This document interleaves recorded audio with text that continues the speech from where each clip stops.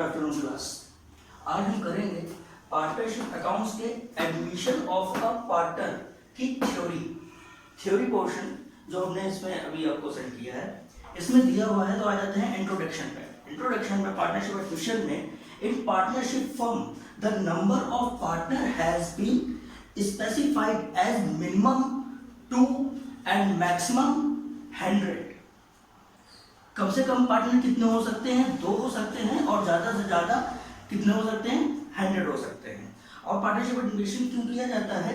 For expansion and development of partnership firm additional capital, technical knowledge, managerial ability and efficiency is required. जब हमें capital और technical knowledge, managerial ability और efficiency की जरूरत होती है तो हम क्या करते हैं? किसी पार्टनर को एडमिशन देते हैं। In this regard the new partner is admitted into the business with free consent of other partners. While admitting new partner is admitted into the business partner, he is paid a share in the total profit of the firm। अगर कोई partner एक partnership firm में ज्यादा कम से कम कितने partners हो सकते हैं? कम से कम यानी कि मिनिमम पार्टनर्स 2 हो सकते हैं और मैक्सिमम 100 हो सकते हैं। एक ये क्वेश्चन हमारे पास बनता है मल्टीपल चॉइस में कि मिनिमम पार्टनर कितने हो सकते हैं एडमिशन में? 2 हो सकते हैं और मैक्सिमम पार्टनर कितने हो सकते हैं? 100 हो सकते हैं। और ये पार्टनरशिप में एडमिशन कब लिया जाता है? जब हमें capital, technical knowledge, managerial ability and efficiency की जरूरत पड़ती है तो हम इसके लिए क्या करते हैं? पार्टनर्स को एडमिशन देते हैं। और जो पार्टनर नया आता है वो किस लिए आता है? वो पार्टनर आता है ताकि जो पार्टनर आएगा वो हमारी फर्म से आगे होने वाले फ्यूचर प्रॉफिट में से अपना शेयर उसको पे किया जाता है। ये हो गया आपका इंट्रोडक्शन। और जब कोई पार्टनर एडमिट होता है फर्म में तो फर्म में कुछ वर्क किए जाते हैं, जैसे accounting problems at the time of admission of a partner. ऐसी कौन कौन सी अकाउंटिंग प्रॉब्लम आती हैं जब एक पार्टनर एडमिट होता है फर्म में? पहले दिया हुआ है determination of new profit sharing ratio and sacrificing ratio at the time of admission of a new partner. यानी कि जब कोई पार्टनर एडमिशन लेता है फर्म में तो हमें न्यू प्रॉफिट शेयरिंग रेशियो पहले ये अकाउंट फाइंड करना पड़ता है, फिर उसका सैक्रिफाइसिंग रेशियो फाइंड करना पड़ता है। Then valuation of and accounting of goodwill of the firm, फिर हमें गुडविल की अकाउंटिंग और वैल्यूएट करना पड़ता है जैसे कि हम न्यूमेरिकल में फाइंड करते थे। Third, revaluation of assets and liabilities of the firm. जैसा कि हम लोग न्यूमेरिकल में कर चुके हैं कि जब भी कोई पार्टनर हम एडमिशन लेता है तो हम एसेट्स और लायबिलिटीज को रिवैल्यूएट करते हैं, उनको पुनर्मूल्यांकित करते हैं। Then transfer of reserves, undistributed profit and loss of the firm. क्या करते हैं? जो हमारा जनरल रिजर्व होता था जो कि बैलेंस शीट में लायबिलिटी साइड में दिया जाता था उसे हम ओल्ड पार्टनर्स में ओल्ड रेशियो में ही डिवाइड कर देते थे, और अनडिस्ट्रीब्यूटेड प्रॉफिट अगर दिया जाता था तो उसको भी ओल्ड पार्टनर्स में ओल्ड रेशियो में डिवाइड कर देते थे, और प्रॉफिट एंड लॉस को भी ये अकाउंटिंग करनी पड़ती है। फिर राइटिंग ऑफ फिक्टिशियस एसेट्स, कुछ एसेट्स ऐसी होती थी जिन्हें हमें खत्म करना पड़ता था या उनको कम करना पड़ता था, राइट ऑफ करना पड़ता था, जैसे कि फर्नीचर हो गया, बिल्डिंग हो गई, ये सभी एसेट्स थी। एडजस्टमेंट ऑफ कैपिटल एडजस्टमेंट भी हम करते थे न्यूमेरिकल में, वही हमें करना पड़ता है। Capital adjustment and calculation of old partners capital on the basis of new partner, जो हम कैपिटल एडजस्ट करते थे पूरे रिमेनिंग रेशियो निकालकर। देन आ जाता है calculation of new partner capital on the basis of partners capital jointly, जो अभी हमने क्वेश्चन नंबर 35 में जो किया है और 37 में जो हमने किया था कि दोनों ही जो ओल्ड पार्टनर्स के जॉइंट कैपिटल को निकालते थे और उसके बेसिस पे हम न्यू पार्टनर्स की कैपिटल को फाइंड करते थे। एक हमें ये अकाउंट्स करना पड़ता है। देन उसके बाद दिया हुआ है adjustment of joint life insurance policy. हालांकि ये इसका क्वेश्चन हमें मिला नहीं है, लेकिन अगर कोई जॉइंट लाइफ पॉलिसी भी होती है तो ओल्ड पार्टनर्स को ओल्ड रेशियो में डिवाइड कर दी जाती है, क्योंकि न्यू पार्टनर्स को उस पॉलिसी में से कुछ भी नहीं दिया जाता है। ये हो गई जो अकाउंटिंग प्रॉब्लम्स हमारे सामने आती हैं। इसके बाद दिया हुआ है calculation of a new profit and loss sharing ratio on sacrificing ratio on admission of a new partner. कुछ हम profit and loss sharing ratio निकालते हैं, जो न्यू प्रॉफिट शेयरिंग रेशियो निकालते थे, और सैक्रिफाइसिंग रेशियो निकालते हैं एडमिशन के टाइम पे।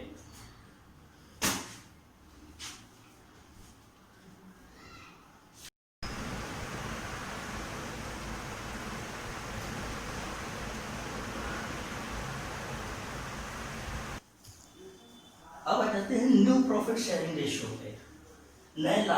नया लाभालाभ अनुपात ये कैसे निकाला जाता है, जैसे कि हम क्वेश्चन में यूज कर चुके हैं, old ratio minus sacrificing ratio, ये निकाला जाता है। तो न्यू प्रॉफिट शेयरिंग रेशियो निकाला जाता है the ratio calculated to distribute the future profits of the partnership business among all partners is known as new profit sharing ratio. On the admission of a new partner, the old partner sacrifices a part of their profit in favor of new partner. If this help in formation of the new partner's share in profit and the share of old partners are reduced. क्या होता है new profit sharing ratio इसलिए निकाला जाता है ताकि जो हमारे पास न्यू एडमिशन हो रहा है पार्टनर्स का, उसको भी अपने फ्यूचर में होने वाले प्रॉफिट्स को या लॉसेस को इक्वली डिवाइड किया जा सके, इसलिए सभी का न्यू प्रॉफिट शेयरिंग रेशियो निकाला जाता है। और उसका फॉर्मूला क्या होता है, जैसे कि आप देख सकते हैं, new profit sharing ratio old ratio minus sacrificing ratio. क्योंकि जब भी कोई पार्टनर, अगर ए बी हमारे पास ओल्ड पार्टनर्स हैं और अगर सी आ रहे हैं, तो उसको फ्यूचर में प्रॉफिट में से हिस्सा देने के लिए तीनों का ही हमें न्यू रेशियो निकालना पड़ेगा। क्योंकि जब ये इस फॉर्म में एंटर करेंगे तो इन्हें भी इन दोनों के हिस्से में से कुछ पार्ट अपना सैक्रिफाइस करना होगा। जब ये अपना पार्ट सैक्रिफाइस करेंगे तो भी तब इसको अपना पार्ट मिलेगा, इसलिए न्यू प्रॉफिट शेयरिंग रेशियो निकाला जाता है। उसी तरह से सैक्रिफाइसिंग रेशियो, जब कोई भी पार्टनर फॉर्म में एंटर करता है तो ओल्ड पार्टनर्स को न्यू पार्टनर को फ्यूचर में प्रॉफिट एंड लॉस में शेयर देने के लिए क्या करते हैं, उसके लिए वो अपने कुछ हिस्से का त्याग करते हैं, यानी सैक्रिफाइस करते हैं। जैसे इन दोनों ने सैक्रिफाइस किया, सैक्रिफाइस करते हैं और वही सैक्रिफाइस जाकर न्यू पार्टनर को मिलता है। और इसका फॉर्मूला क्या होता है, इसका ये दिया हुआ है, सैक्रिफाइसिंग रेशियो ओल्ड रेशियो में से जो भी न्यू रेशियो निकाला जाता है, इन दोनों के बीच का जो गैप होता है, जो इन दोनों बैलेंस करने के बाद जो बैलेंस आता है, वो सैक्रिफाइसिंग रेशियो होता है। तो इसी सैक्रिफाइस से हम न्यू रेशियो को फाइंड करते हैं। और न्यू प्रॉफिट शेयरिंग रेशियो और सैक्रिफाइसिंग रेशियो में डिफरेंस क्या होता है, मीनिंग में जब एक डिफरेंस होता है, the new profit sharing ratio is the ratio used to distribute the future profit of business among all partners old and new. जब भी हम न्यू रेशियो क्या होता है, जब कोई पार्टनर हमारे एंटर करता है तो फ्यूचर में होने वाले प्रॉफिट्स को डिवाइड करने के लिए ओल्ड पार्टनर्स और न्यू पार्टनर्स में इक्वली उनके रेशियो में डिवाइड करने के लिए हम न्यू रेशियो फाइंड करते हैं। सैक्रिफाइसिंग रेशियो क्या होता है, द शेयर ऑफ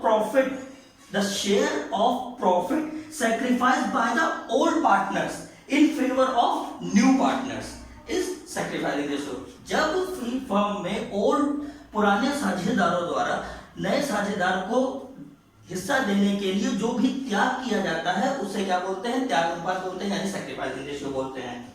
इसको क्या होता है, न्यू प्रॉफिट शेयरिंग रेशियो का। In new profit sharing ratio both old and new partners are included, यानी कि जब हम न्यू रेशियो निकालते हैं तो किसका निकालते हैं, पुराने साझेदारों का भी निकालते हैं और नए साझेदारों का भी निकालते हैं। लेकिन sacrificing ratio, only old partners are included in it. Sacrifice कौन करता है, केवल ओल्ड पार्टनर्स ही करेंगे, तभी तो न्यू पार्टनर को मिलेगा। तो सैक्रिफाइसिंग रेशियो में केवल ओल्ड पार्टनर्स इंक्लूड होते हैं और न्यू प्रॉफिट शेयरिंग रेशियो में ओल्ड और न्यू दोनों ही पार्टनर इंक्लूड होते हैं। Object and use, the new profit sharing ratio is used to distribute the future profit among all partners. क्यों किया जाता है न्यू प्रॉफिट शेयरिंग रेशियो, क्यों निकाला जाता है, ताकि पुराने और नए साझेदारों में प्रॉफिट, फ्यूचर प्रॉफिट को डिस्ट्रीब्यूट किया जा सके। और सैक्रिफाइसिंग रेशियो क्यों निकाला जाता है? The share of goodwill brought in cash by a new partner is distributed among all the partners by sacrificing ratio.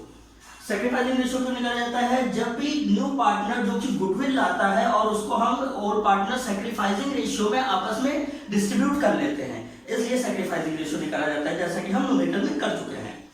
और कैलकुलेट कैसे करते हैं वो तो आपको पता ही है। New profit sharing ratio old ratio minus sacrificing ratio करते हैं, और सैक्रिफाइसिंग रेशियो कैसे करते हैं? Old ratio minus new ratio. ये आप दोनों के बीच, इन दोनों के बीच का डिफरेंस था।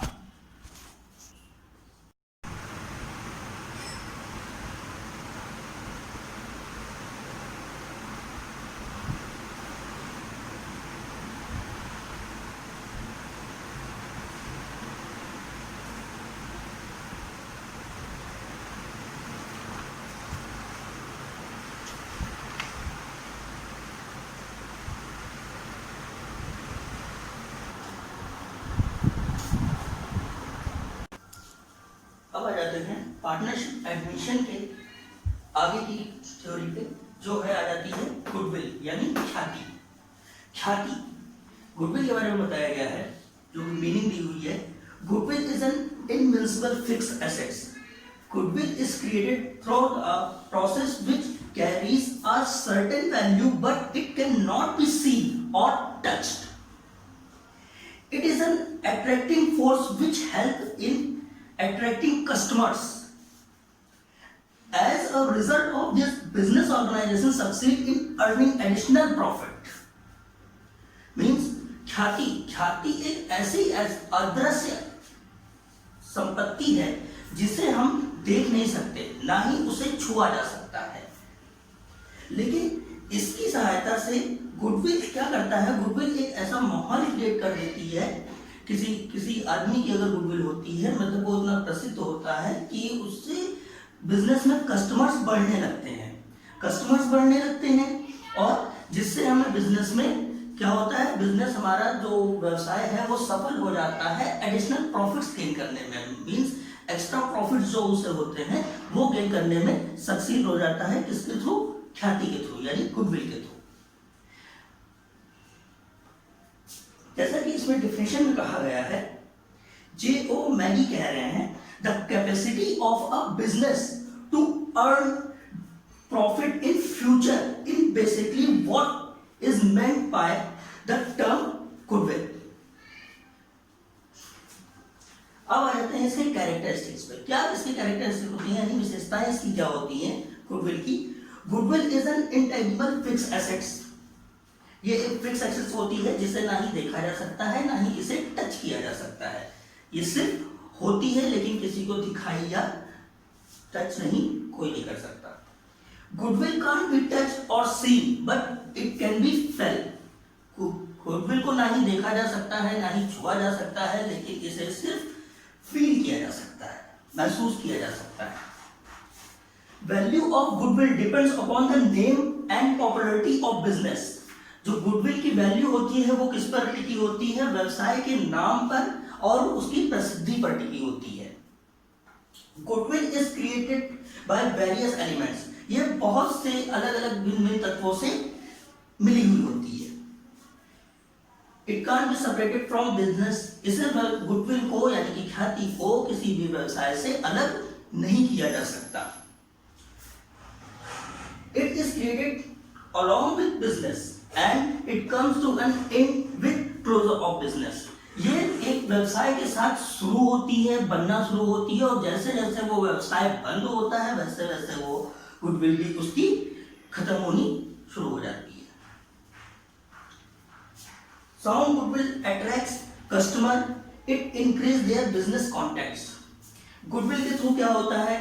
ग्राहकों को आकर्षित किया जा सकता है और बिजनेस के कॉन्टेक्ट्स यानी कि अलग अलग लोगों से संपर्क बढ़ाए जा सकते हैं। Goodwill depends upon the position of business, owner, reputation, capabilities of employees, popularity of product and good name of business. इन्हीं सब चीजों पर गुडविल डिपेंड करती है। It is a marketable assets. ये क्या होती है, जो एक मार्केटेबल एसेट्स होती है, यानी बाजारू संपत्ति होती है। सिग्निफिकेंस, सिग्निफिकेंस जैसे कि सिग्निफिकेंस में आप यहाँ पे देख रहे हैं, goodwill is considered as a mirror of sound financial position, business capabilities, excess earning in future of business. The significance of goodwill can be explained as follows. कैसे explain की जा सकती है goodwill को? If capital is lost, nothing is lost. If customer are lost, something is lost. If goodwill is lost, everything is lost. Means अगर हमारी पूंजी खो जाती है तो हमें समझना चाहिए कुछ भी नहीं खोया। अगर हमसे ग्राहक खो जाते हैं, मीन्स नहीं आते हैं, तो हमें कुछ नुकसान होता है, तब हमने कुछ खोया।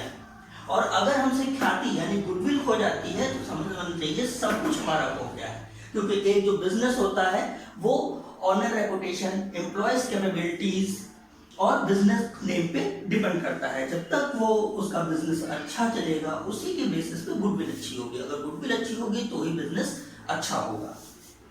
ये हो गया। अब आ जाते हैं इसके नेचर पे। अब आ जाते हैं गुडविल के नेचर पे। जैसे कि कुछ बहुत से लोगों का जो स्वभाव होता है, नेचर होता है, वो प्रकृति, हिंदी में बोलते हैं प्रकृति, अलग अलग होता है। किसी का स्वभाव कैसा होता है, किसी का स्वभाव कैसा होता है, वैसे ही हमारे गुडविल में भी है। गुडविल कौन कौन से नेचर की होती है?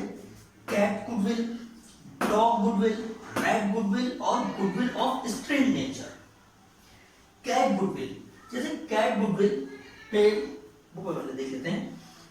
कहा गया है cats have a tendency to live on its place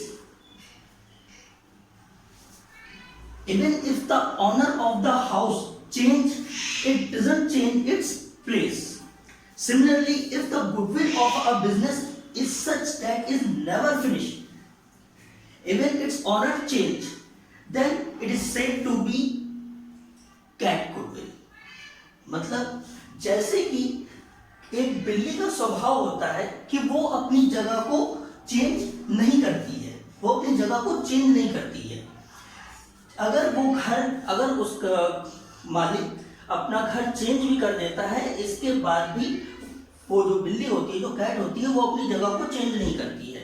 वैसे ही इस तरह की एक गुडविल होती है जो कि फर्म में होती है। चाहे वो पार्टनर आता तो है अपनी गुडविल के साथ, लेकिन अगर वो उस बिजनेस से निकल भी जाता है या उस बिजनेस को छोड़ के चला भी जाता है, लेकिन उसकी गुडविल जो उसकी पॉपुलैरिटी है, प्रोडक्ट के साथ जुड़ चुकी है, वो उसी के साथ वहीं पे रहती है। फिर उसका ऑनर यानी कि जो पार्टनर होगा वो कहीं भी आ जाए उससे फर्क नहीं पड़ता, क्योंकि उसकी गुडविल उस बिजनेस के साथ जुड़ चुकी होती है, वो अपनी प्लेस को नहीं छोड़ती। इस तरह की गुडविल को हम कैट गुडविल बोलते हैं। डॉग की टेंडेंसी क्या होती है? डॉग की टेंडेंसी होती है the tendency of dog is that it always follows it's master when he goes. Similarly, if the goodwill of a business is such that it always remains with its owner, then such type of goodwill is termed as dog goodwill. मतलब जैसे dog का nature क्या होता है? Dog का nature होता है वो हमेशा अपने मालिक के साथ चलता है। जिधर जिधर मालिक जाता है उधर उधर डॉग भी चल देता है। वैसे ही गुडविल होती है। एक पार्टनर के साथ अगर वो किसी बिजनेस में जाता है तो उसकी गुडविल भी उसी के साथ जाती है। अगर वो पार्टनर उस बिजनेस को छोड़ के किसी और बिजनेस में जाता है तो साथ में ही उसकी गुडविल उसके साथ चली जाती है। मतलब ये गुडविल अपनी जगह नहीं छोड़ती। और ये डॉग, जैसे डॉग का नेचर होता है कि वो अपने हमेशा मालिक के साथ साथ चलता है, वैसे ही गुडविल भी अपने ऑनर के साथ रहती है। रैट गुडविल, जैसे कि रैट की टेंडेंसी होती है ये runs from there from here, यानी इधर से उधर इसका स्वभाव भागने का होता है। ये एक जगह पर रुकती नहीं है। जैसे कि रैट का स्वभाव होता है ये एक जगह पे नहीं रुकता है, इधर उधर भागता रहता है, वैसे ही ऐसी गुडविल होती है जो एक जगह पर नहीं रुकती है। इसकी गुडविल कभी रहती है, कभी नहीं रहती है, आती जाती रहती है। इस तरह की गुडविल को हम रैट गुडविल बोलते हैं। और goodwill of strange nature, goodwill of strange nature ये क्या होती है? Many people go in shop to buy goods not only because it is popular but they go that their reputation increases there. यानी कि कुछ गुडविल स्ट्रेन नेचर की होती है, जैसे कि वो कुछ लोग जाते हैं दुकानों पे, शॉप पे कुछ सामान खरीदने, वो इसलिए नहीं जाते हैं कि वहां पे गुड उन्हें गुड ही लेना है, बट इट इज पॉपुलर, ना ही वो पॉपुलर है इसलिए जाते हैं, बल्कि वो जाते हैं क्योंकि उनकी रेपुटेशन इंक्रीज होती है उससे। जैसे कि एक सामान जैसे एक टी शर्ट होती है, एक बाहर भी मिलती है और एक मॉल पे भी मिलती है, सेम एज होती है, लेकिन कुछ लोग बाहर से भी ले सकते हैं और कुछ लोग मॉल जाते हैं। क्यों? क्योंकि उनकी रेपुटेशन इंक्रीज होती है। तो इस तरह का एक स्ट्रेन नेचर होता है, जिससे कि गुडविल में भी ऐसा ही होता है। To go there enjoy many condition like it, जैसे कि मॉल में जाते हैं, हमें चीज वही लेनी है, सामान उतने का ही लेना है, लेकिन फिर भी वहां पे जाते हैं। क्यों? क्योंकि अदर चीजों को एंजॉय करने के लिए। वैसे ही गुडविल क्या होती है, उसको पता होता है, जो इसमें गुडविल का ऑनर होता है वो उसकी कंडीशन सेम होती है, उसकी गुडविल उसके साथ होती है, कंडीशन सेम होती है, लेकिन वो कुछ ही किसी रेपुटेटेड बिजनेस में ना जाकर ऐसे बिजनेस में जाता है जहां पे उसकी रेपुटेशन इंक्रीज हो। इट डजंट मैटर वो बिजनेस कैसा चल रहा है। तो इस तरह की गुडविल को स्ट्रेन नेचर बोलते हैं, क्योंकि ये स्ट्रेन नेचर ही है। अगर हमें एक तरह का सामान लेना है और हम उसके बदले अदर चीजों को एंजॉय करने के लिए उसमें जा रहे हैं, स्ट्रेंज। अब आ जाते हैं factor affecting the value of goodwill. कौन कौन से ऐसे फैक्टर होते हैं जो हमारी ख्याति को इफेक्ट करते हैं, यानी प्रभावित करते हैं। तो पहला क्या आ जाता है, place of a business. Place बहुत मायने रखता है। अगर किसी बिजनेस में उसका प्लेस अच्छा होगा, मीन्स वहां पे कस्टमर अच्छे होंगे, अच्छी तरह से जाएंगे। अगर यहाँ की रास्ता ही नहीं ठीक है वो शॉप तक जाने के लिए, तो वहां पे बहुत ही कम कस्टमर जाएंगे। इसलिए प्लेस ऑफ अ बिजनेस बहुत इंपॉर्टेंट है। देन आ जाता है nature of business. Nature of business, उस बिजनेस का नेचर कैसा है, किस तरह का है, थोक व्यापार है या फुटकर व्यापार है, या प्रोडक्ट बनाते हैं, कुछ प्रोड्यूस करते हैं, ये बहुत मायने रखता है गुडविल पे। Risk and uncertainty of business, उस बिजनेस में की कैपेसिटी क्या है रिस्क लेने की, क्या वो किसी टर्म या कंडीशन में जो बिजनेस के अनुकूल नहीं होते हैं, वो क्या उनमें वो रिस्क ले सकता है। इस पे बहुत जो है, जैसे कि अभी कोरोना टाइम चल रहा है, ऐसे में कौन सा बिजनेस चलेगा, कौन सा नहीं चलेगा, ऐसे में भी नए प्रोडक्ट को मंगाकर बेचने का रिस्क लेना बहुत बड़ी बात होती है। और अगर ऐसा कोई करता है तो हमारे दिमाग में पहले ही आ जाता है कि हाँ, उसकी वैल्यू या उसके रिस्क टेकिंग की जो एबिलिटी है वो बहुत अच्छी है। इस सोच के साथ भी गुडविल उसकी इंक्रीज हो जाती है।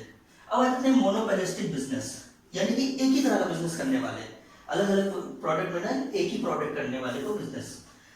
पर्सनालिटी ऑफ बिजनेस, उस बिजनेस की पर्सनालिटी ये भी गुडविल की वैल्यू को इफेक्ट करती है। मैनेजमेंट ऑफ बिजनेस, ये तो हम लोग को पता ही है।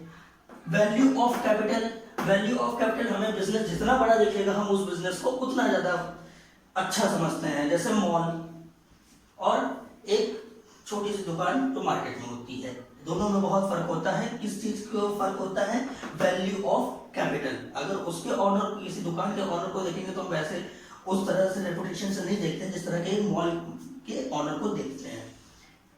अब समझ में आ गया होगा कि वैल्यू ऑफ कैपिटल कैसे गुडविल को इफेक्ट करती है।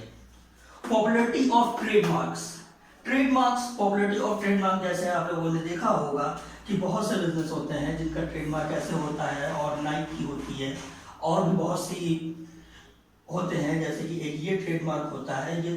तो पॉपुलैरिटी ऑफ ट्रेडमार्क, उस ट्रेडमार्क वो कितना पॉपुलर है, लाइक जैसे आप लोगों ने देखा होगा एप्पल हो गया, सैमसंग हो गया, वीवो हो गया, इस तरह के लिए। वैल्यू ऑफ प्रॉफिट, अब उस बिजनेस की प्रॉफिट की वैल्यू क्या है, ये बहुत डिपेंड करता है कि वो कोई भी फर्म है जिसका टर्नओवर एक साल का इतना हो रहा है या इतना प्रॉफिट हो रहा है, ये गुडविल को बहुत इफेक्ट करता है। फिर आ जाते हैं अदर फैक्टर्स में बहुत सी चीजें आ जाती हैं, जैसे गवर्नमेंट आ जाता है, लाइसेंस पॉलिसीज आ जाती हैं, टैक्स कंडीशंस आ जाती हैं, ये सब चीजें अदर फैक्टर्स में आ जाती हैं।